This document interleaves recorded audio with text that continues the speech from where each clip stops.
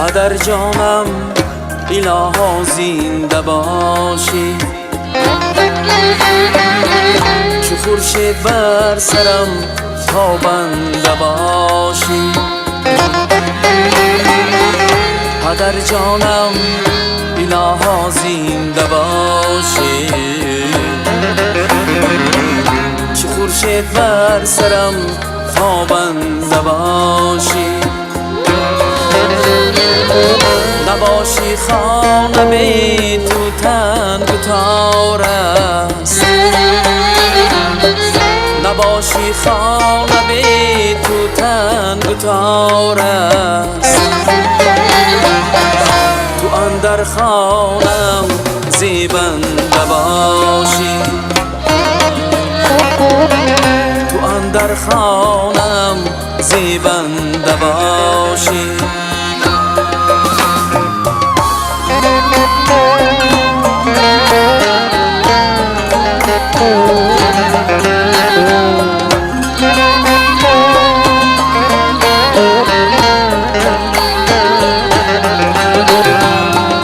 دعایم کن پدر جانم دعایم، سفرها می روم برگشت آیم. نمیدانم چه سان بر تو بگویم، چگونه تو عزیزی است برایم. پدر جانم الها زنده باشی، چو خورشید بر سرم تابنده باشی.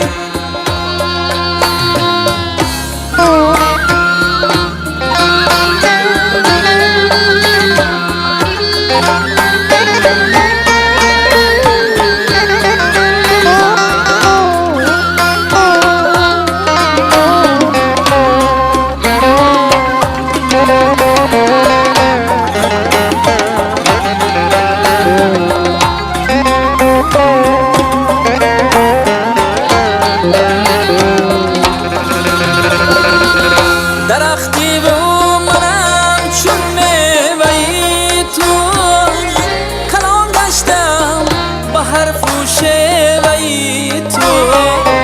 روان گردم به راهی زندگانی، زیراهی راست دایم از پی تو. خدا را شکر میگویم که دارم دعایی چون پدر در روزگارم. اگر لازم شود پایان قسمت، سرم بر خاک پایت میگذارم. پدر جانم الها زنده باشی، چو خورشید بر سرم تابنده باشی. پدر جانم الها زنده باشی، چو خورشید بر سرم تابنده باشی.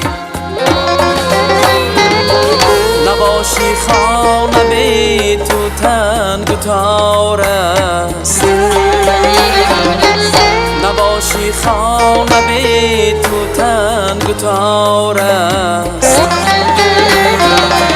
تو اندر خانم زیبنده باشی، تو اندر خانم زیبنده باشی.